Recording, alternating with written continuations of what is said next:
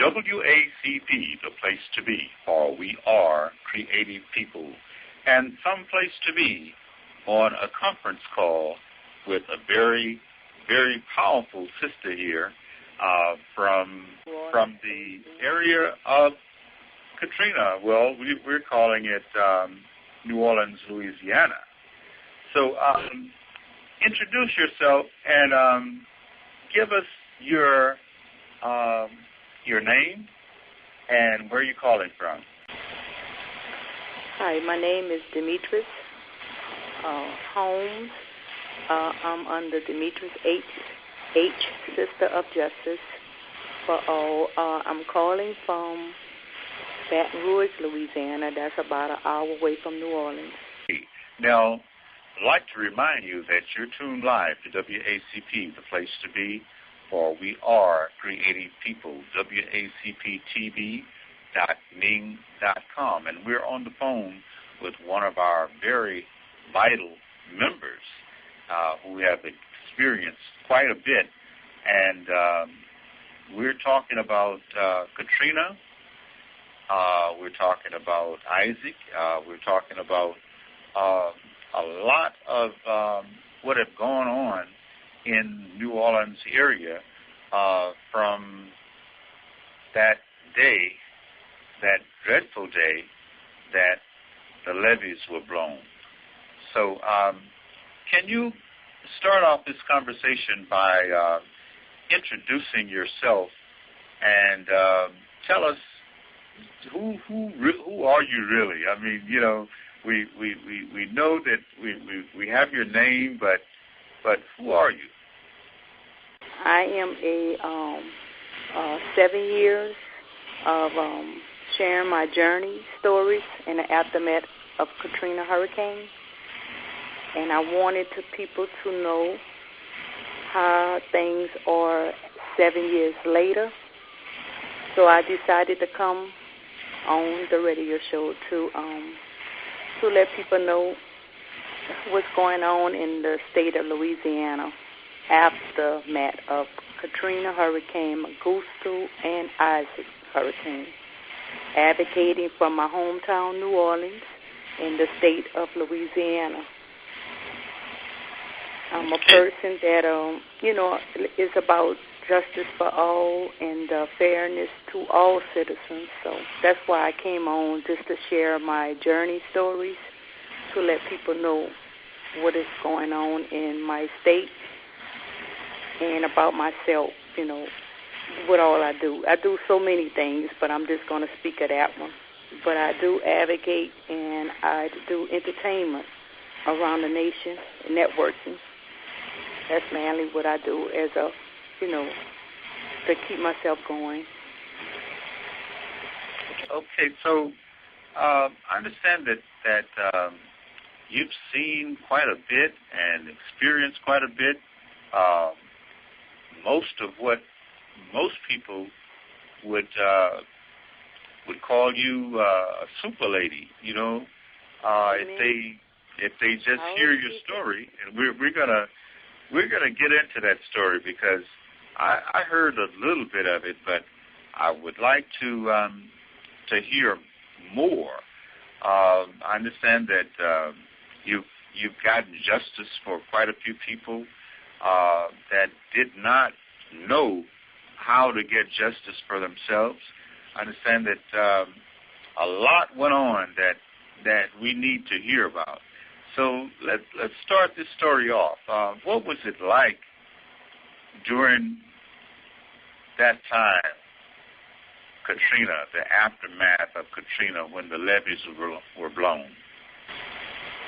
Well, I left a day before the actual storm, and I arrived in a city. It's a little town called Donaldsonville, Louisiana, and it's like Devilville.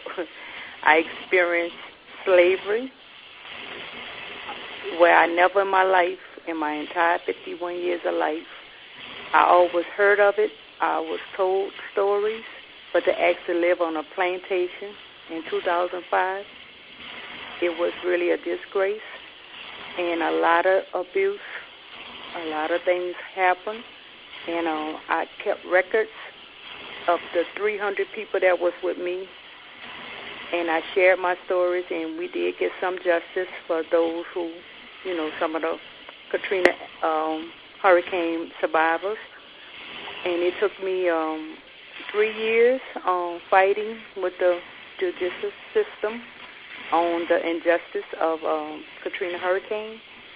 And I started advocating and traveling and sharing my stories. A lot of abuse went on. And, people, they didn't show everything. And Mama D, I know on one of the Jocelyn Lawrence came to New Orleans for Isaac. And she did a piece with Seth 45 and Mama D. And it's on, YouTube. And they were sharing their stories way back how it was with them, And like I said, I landed on a plantation, and in Donaldsonville, it's like cut off. It's about 45 minutes or 30-something minutes, depends on how you drive, from Baton Rouge. And it's a cut-off area where most people still live in slavery. They still wash clothes for the master. And I never know that I lived so close to a place like that, but I was homeless for 7 months. People used my home addresses, so the government paid the wrong people, and I fought 5 years to get justice, and it just came through when Obama became president. They opened my case back for them to fix my houses, the rental houses. I lost my home in Katrina and my companies and all the material stuff, which that was not important to me. I was grateful that my life and my family life was spared. But just to lose 20 years of my life and have to start from the bottom, the best thing came out of that was the lessons I learned in the aftermath, and to be able to share my testimony and go through the years of helping others at the bottom, because no one cares. And the system is not based on feelings, so I had to educate them on how to get and how to receive in the black and white system that they do. So, like I said, I'm gonna start coming in at least twice a month. If I can do more, I'm gonna come on and share, because I have so many stories, and I'm trying to distinguish which one is the most important. We're dealing with education down here. The children were labeled, and it was put, like my son, I'm going to speak on my son. He was, the schools in Baton Rouge had put him in huts because they didn't want him to be with the regular kids in the schools, and they separated them, and they also made them eat separate. So a lot of injustice went on, about a lot of verbal abuse. How they were labeled and treated was unfair, and I'm still fighting that part. But I was able to get some justice for the first years, because he sit 3 years not talking, etc., or learning. And all they did was fire the principal. They retired her and helped me, pay for a year for me to put him in a private setting. After the year, I was left on my own. But like I said, it's so much that went on in the aftermath of Katrina that the world didn't see. It didn't show this the rooftop. It was bigger than that in the entire state. A lot of small towns in Louisiana is very racist. And Joshua, she did a lot of my stories. If she want to share them, it's up to her, because she taped me through the hard times. And she also, we documented everything that I'm speaking about today. And she had came for 4 anniversaries and was capturing it when people wasn't coming with the cameras. But one was the injustice of Katrina. Like I said, was very racist. And that's what made me start marching and standing up for our rights. That's how I started. And then it went from not being able to get a job after 7 years. I just started working on my own, by the grace. They didn't open no doors for us.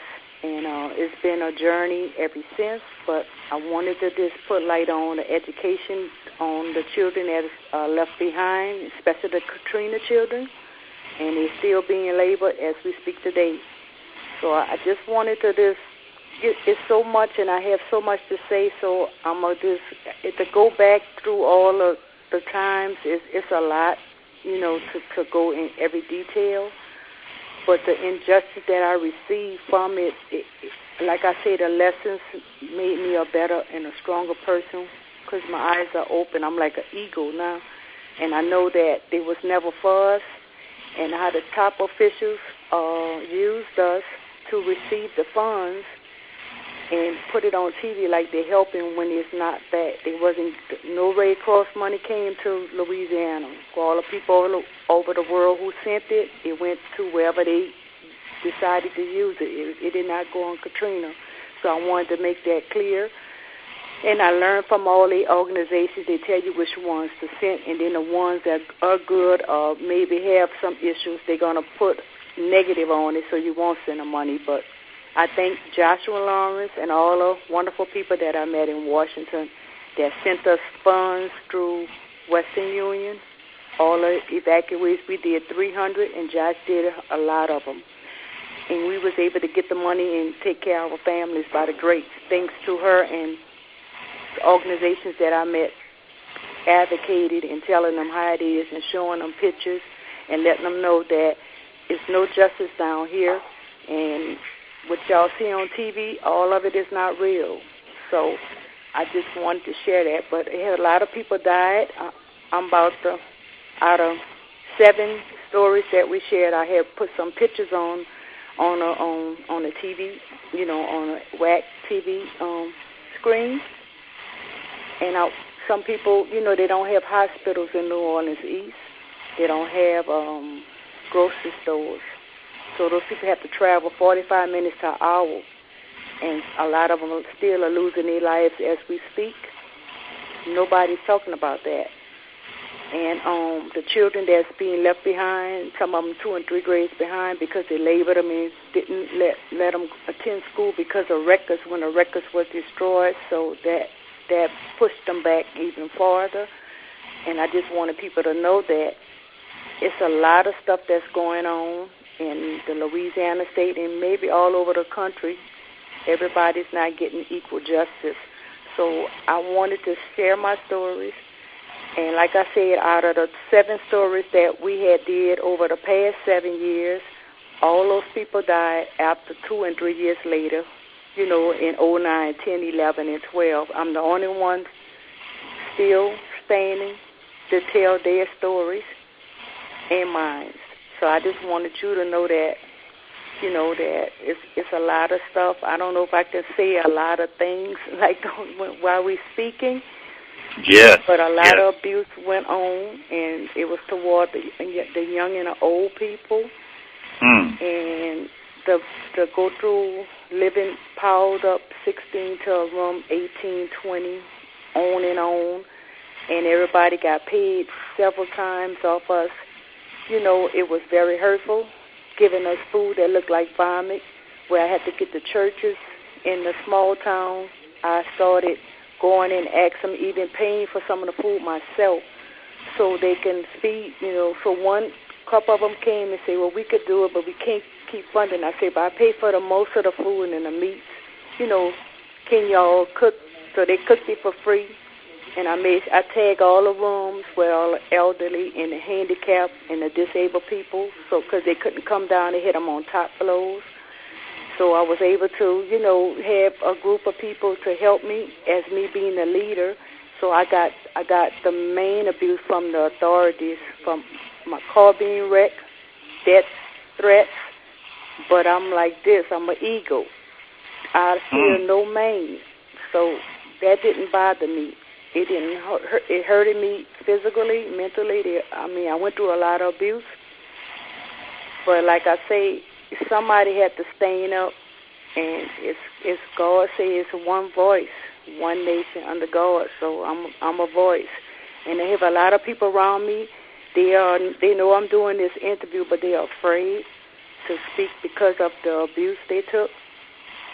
So I'm gonna speak for all the ones who feel that way, because I know, people don't know how to express themselves and they're afraid, and when they do, the doors open But I'm a person, my most powerful piece of me is my voice. And I like telling and I like sharing. So I'm going to tell the stories. But I always want to let you guys know a lot of things happen. When I listened to Seppo 5 and Mama D, all of them spoke about this. They told their stories in New Orleans. But they had a lot of abuse happen on the outskirts in the small towns that they're showing on Isaac. They didn't get wet for Katrina, and they cashed in, and now it's their turn. And like they say, it's 33% of the whites got the stamps this time, and they shut out all the poor areas in New Orleans East and the 7th Ward where Mama D and them live, and make sure that they was not going to show that same circle to show the poor blacks, etc. So I just wanted to share that. They showed the outskirts showing the dogs, and everybody was cashing in, because everything which y'all see, the devil fool you with the eye. Some of those people was all part of it. I ain't speaking of the ones who was affected, so I want to make that clear. I'm speaking of the ones who know that they got the right color. We're going to get our help, because we're going to cash in like y'all did. That's how they talked to us out here in Ascension Parish, because they felt like we got a lot, which I didn't get anything. I want to make that clear. I was qualified for free rental, like a lot of the other Katrina victims. The hotel officials stole my meal away, so I never received rental. I went by the grace for the past 7 years, paying where I live to this day. A lot of things happened, like I said, and by knowing too much, I became an enemy. But I learned from it, where I'm able to get back in the system and work to do what's best for me and my family, and to keep moving forward.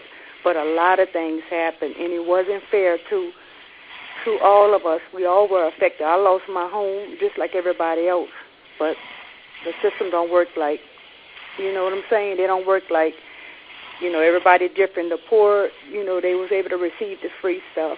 The rich, they rich, and the middle class, they on in between, just like that. They are in the middle. But I just wanted to share that the children is still going through a lot of abuse with the school system in Louisiana. I'm speaking for the state. There's a lot going on. I shared some of my letters. I put them up, the people to read, to know my son went through 5 years of trauma. This is the aftermath of Katrina. So I just wanted to let you guys know, and it's still going on as we speak today. But and in the next interview I do, I'm going to get with you, and we're going to pinpoint some of the issues, so I can pretty much state exactly the facts of that issue with you, Hassan. I'm gonna try and do it and break it down, because I have so much, and I thank you guys for letting me vent on my page through the computer, because it helps me to push it out. Yes, we thank you. It helps me to push it out, Yes. So I just wanted you to, I'm gonna try and work more with you guys, and I wanted to share. I mean, you could just kind of pinpoint what you want to ask me, what you want me to share, because there's so much, and so much bad stuff, and I hate to drive on the issues, because some people was like, it's 7 years, y'all should be over it, but Katrina is a storm that was left behind, and all the money and the resources that people saw on the TV, those people did not get. And I'm a person. I'm 7 years after Katrina. I'm still not officially in New Orleans. So that's going to show you that apparently everybody didn't get the same treatment. And some went on. They moved them to other states. Now, ain't no storm in this world moved no thousands of people and took the biggest state. The biggest ward in New Orleans is the Ninth Ward. It was 90%, 6% black. Now it's a white, and Seppo 5 and Mama D and them already spoke it on, in Isaac. So I wanted people to know people still suffering. We didn't even get jobs by me networking, and I came from a grandfather. I know my family history from 1700. I know what I came from, and I know how to survive without the system. That's something I was taught. But I feel bad for the ones who rely on it. So I was able to share my stories. Some of them bought it. Some news reporters came every year. And I was sharing the news on the radio with them. I did TV with Fox News, National. Everybody cashed in because they had went out in the forefront using my stories because I was sharing it with them, and they was linked to me so they can push it out. And it was good because that's the only way I can get help. So I did it that way. And then some of them helped me with my journeys and wanted to buy some of the stories, like living on a plantation. I didn't want to go through the pain of what I went through of actually being in 2005 and having my car wreck and death threats, my son in handcuffs, the abuse that I took because I didn't listen, and I was labeled as like Kute Kinte. The story of Kute Kinte? Yes, absolutely. So I was they made an example out of me. I was locked up. I was institutionalized. I went through a lot, and people don't know. But I'm the only one lived that they did it to. And I was able to tell and turn the state evidence to the government, where that's how I was able to get my houses back in 2012. And in 2008, I went to Washington by Josh. Education of Peace had helped me to get there, and Obama and them opened my case. But I had the records. The record spoke for itself. My son got a 5-year record of all the abuse he took. He was 8 years old during the trauma. Can you imagine an 8-year-old? I got pictures I was going to post how he sleep under the bed. He used to lock the door because Sophie, they used to come and burst in our rooms with guns on us. Women running for shelter. It wasn't proper. Even if you wanted to come in, you could call. That's what you have a phone. Say, look, we want to come and check your rooms. We don't burst in it. But no one did anything because they was doing it in their town. And like they let me know, they run their towns. And I was a person exposing it.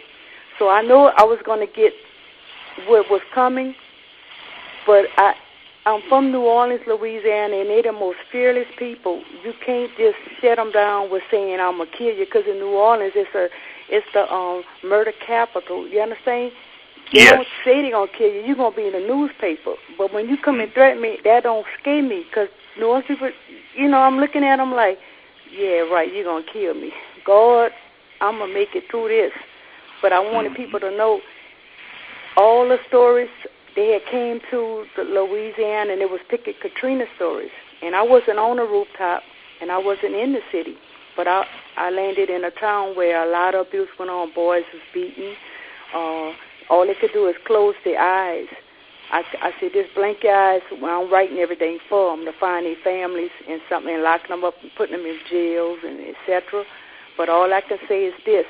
I thank God for me being there to witness it, and I showed it. And when I went to Washington, I didn't only tell it. I showed, and I had the people, and some of them was in a percentage where they could see and speak for themselves. And some of them did get justice, and some didn't. The rest of them went to the graveyard, so they never got justice. But I did live. In the hospital, they tried to smother me. Like, I remember Farrakhan saying, always have your families with you, but I was left by myself. And they was asking me for my records of what I was trying to tell, any abuse, but I was refusing to give it to them. And when I went, they had a guard, surrounding me. So every time he would leave to take a break, they would smother me. And then when he come there, say, Miss Holmes, you got to calm down. We're trying to help you, but you don't want to calm down.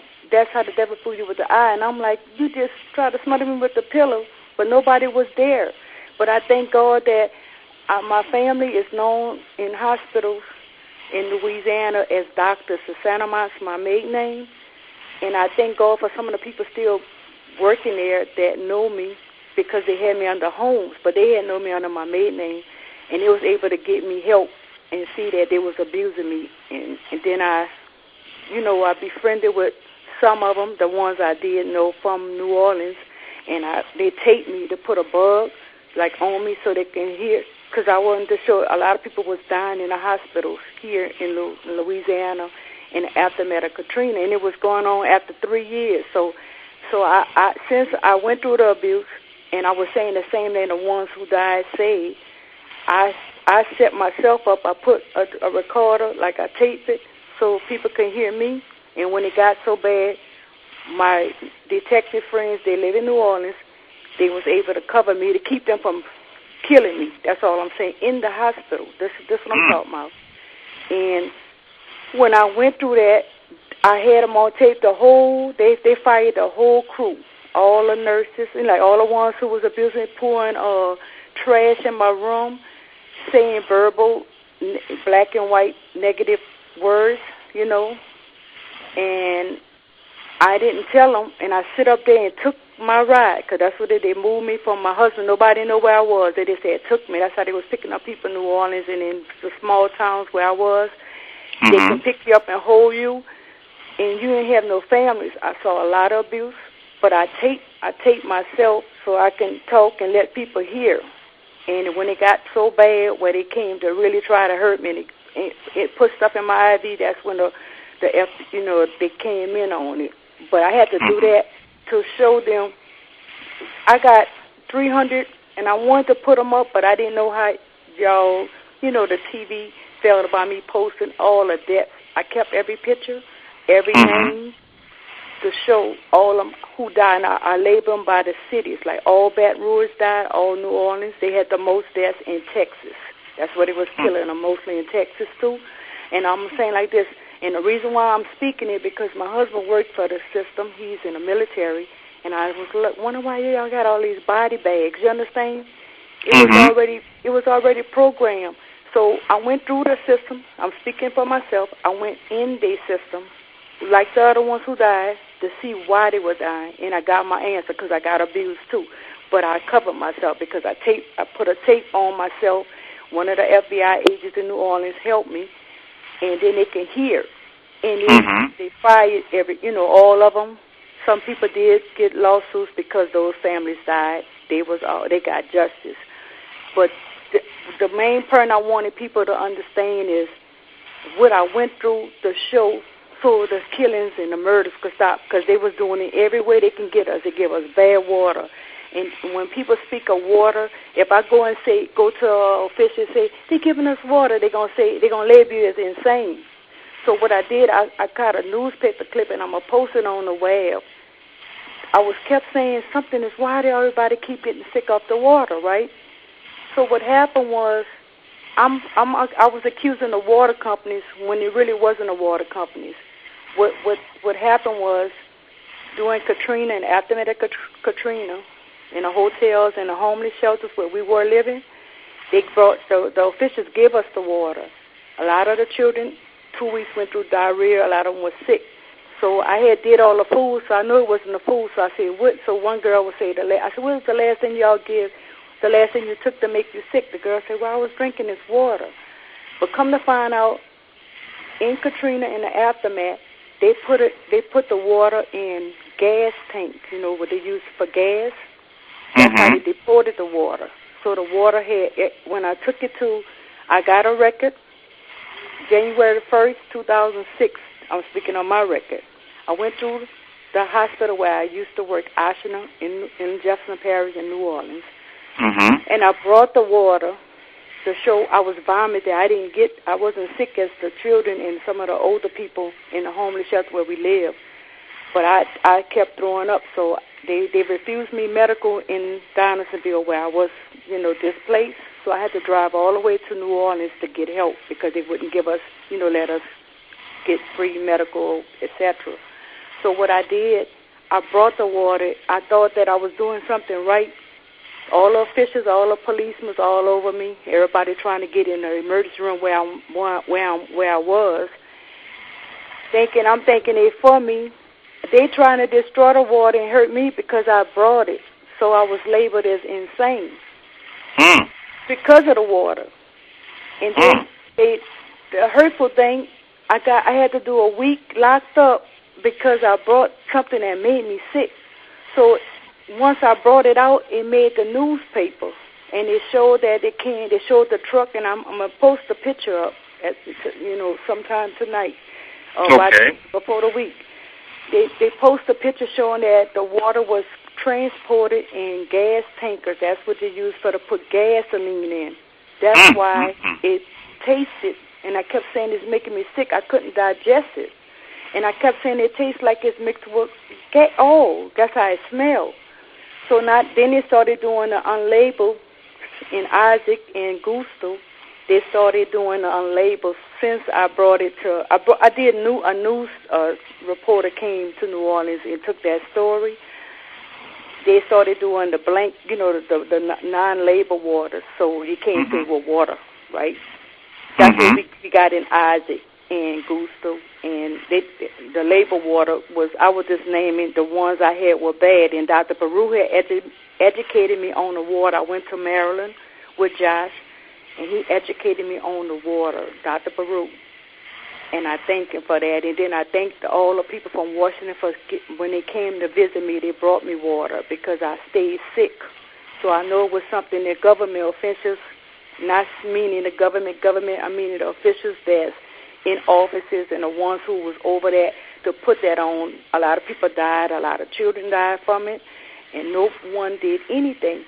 So I went through the system too, and like I say, they labeled me. I got locked up, and Josh knows. She did some interviews with me, and then when I went through that, I did everything. I know my address, my name, where I'm from. They couldn't hold me, and I refused any drugs from them because one thing about that, they can't make you take it, and I refused it.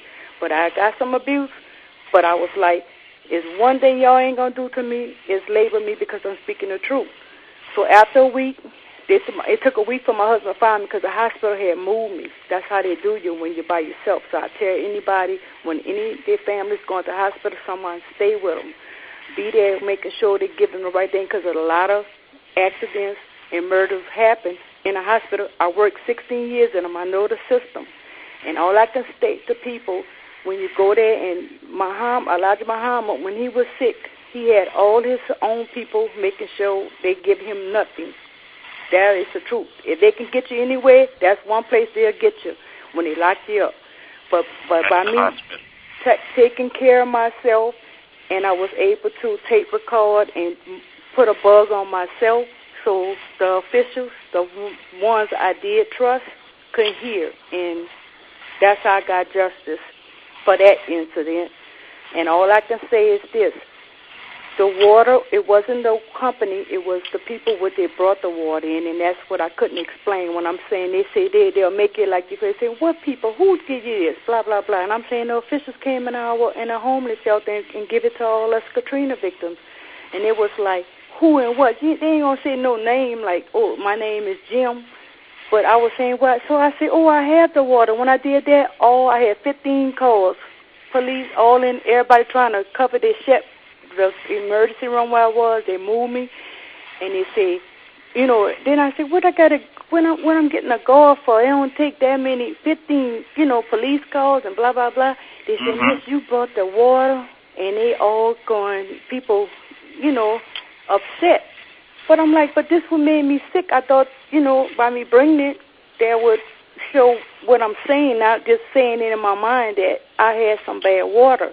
But thousands of people they was giving it to.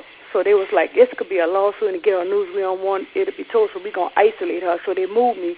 And I was saying, could I call my family? I brought myself there. That was hurtful to get, to get the treatment I got.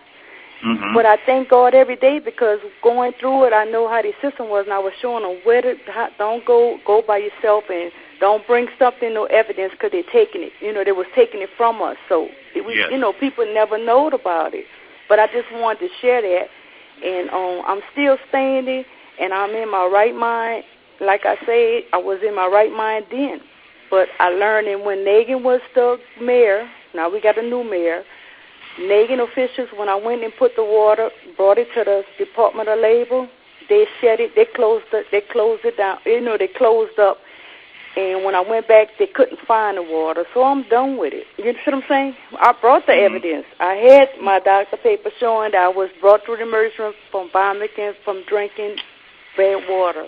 And it was a record. It wasn't like a made-up record. So, you know what I'm saying? And nothing happened. So, they just were saying, Miss Holmes, some of them started coming to me saying, you can't, some of the officials that I were friends with, they said, you can't, that's making the city look bad, so they're not going to show yours. You got to go around the issues. Ain't no such thing as going around the issues. Y'all giving this to innocent people. Children are dying. this all happened in the aftermath of Katrina.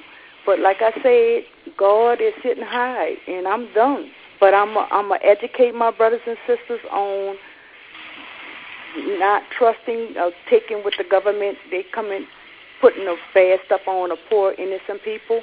I'm going to educate them. So we started buying water, and Josh, and she's a witness, she started bringing it so we can have good water.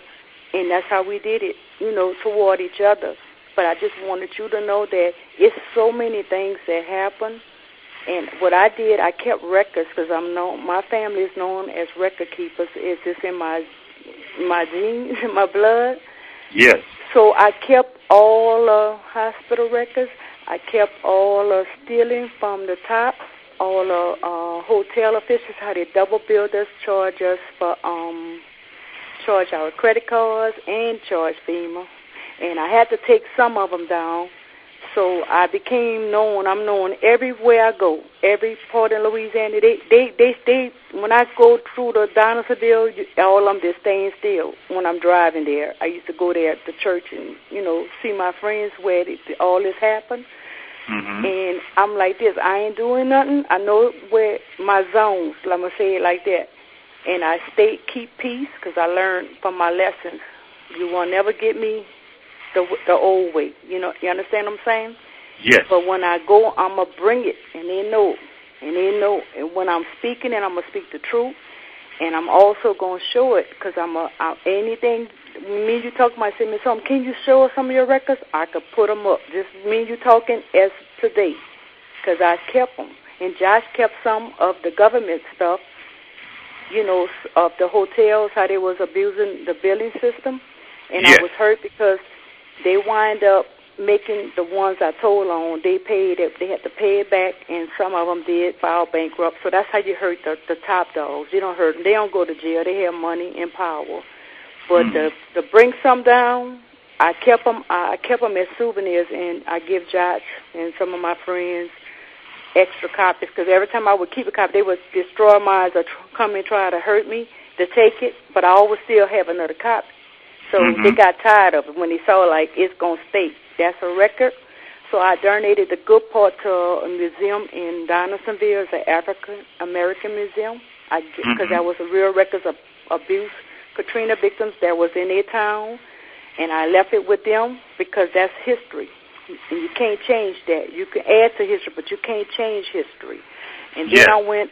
The negatives is I give that to the house, the government house. This y'all give $1 million to hotels, double billing. My husband, military, was serving this country, and they charged me $50,000 for 7 months in a hotel that he didn't even live in, and I used their system against them to show how could y'all pay them $50,000 in 7 months. And he was in y'all's system in another place serving his country, so they had to come because I showed the records, and it had 17 pages of him, and he was never living there. And they paid the hotel officials, and I was angry about it, so I brought it to light.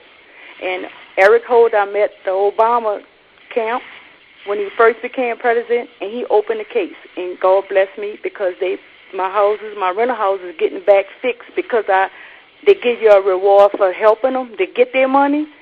That's how I'm getting the rentals up because of what I told on the hotel officials and all the ones who stole off poor innocent people and homeowners, etc.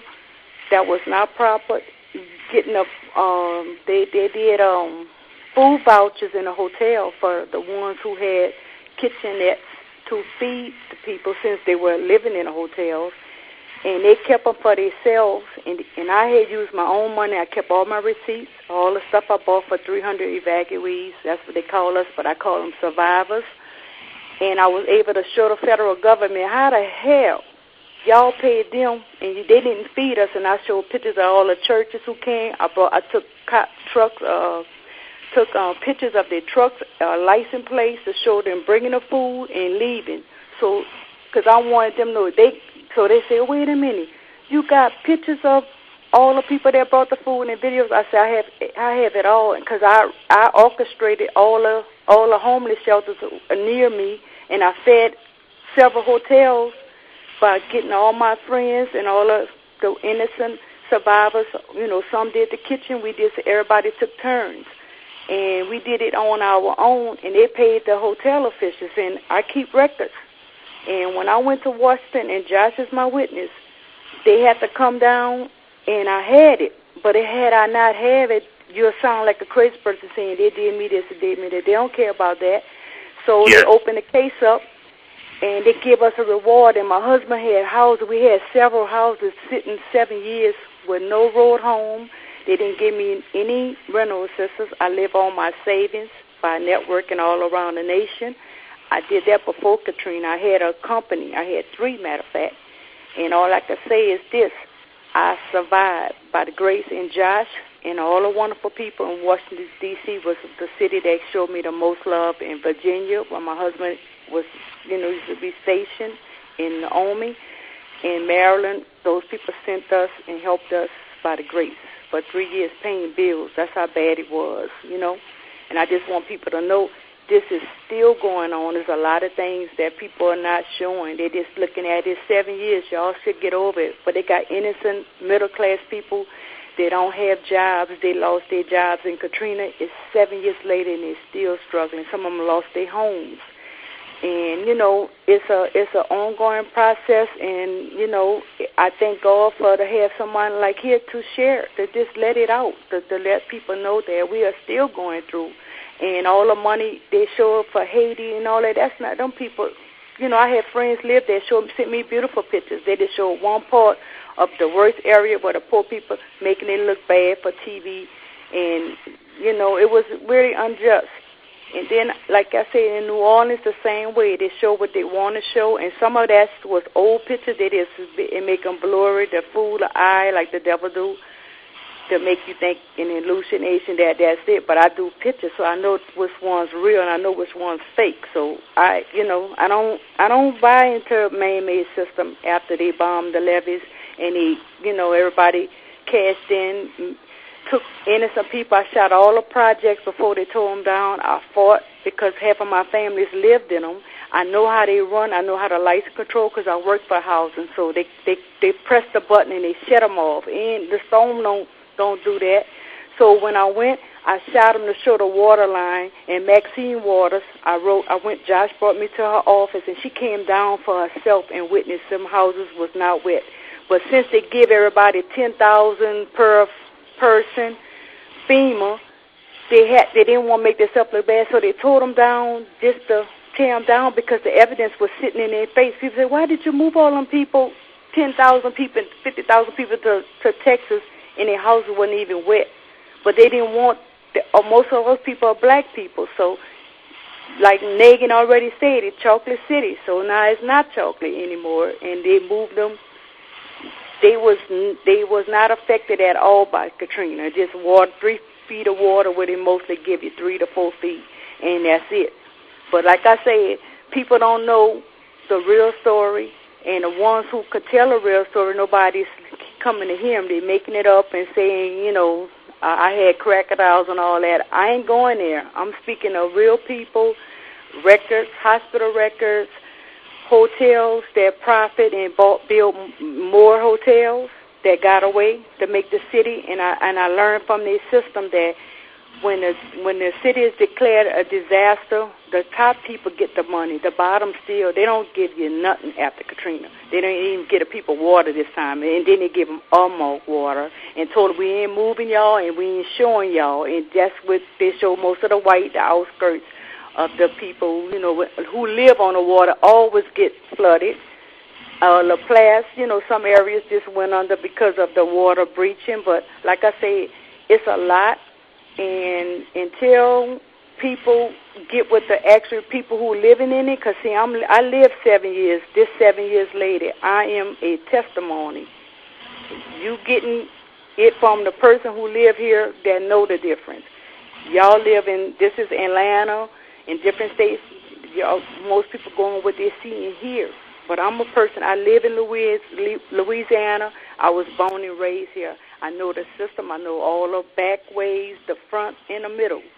So anything you want to ask me, feel free, and I'm answering you to the best of my ability, you know.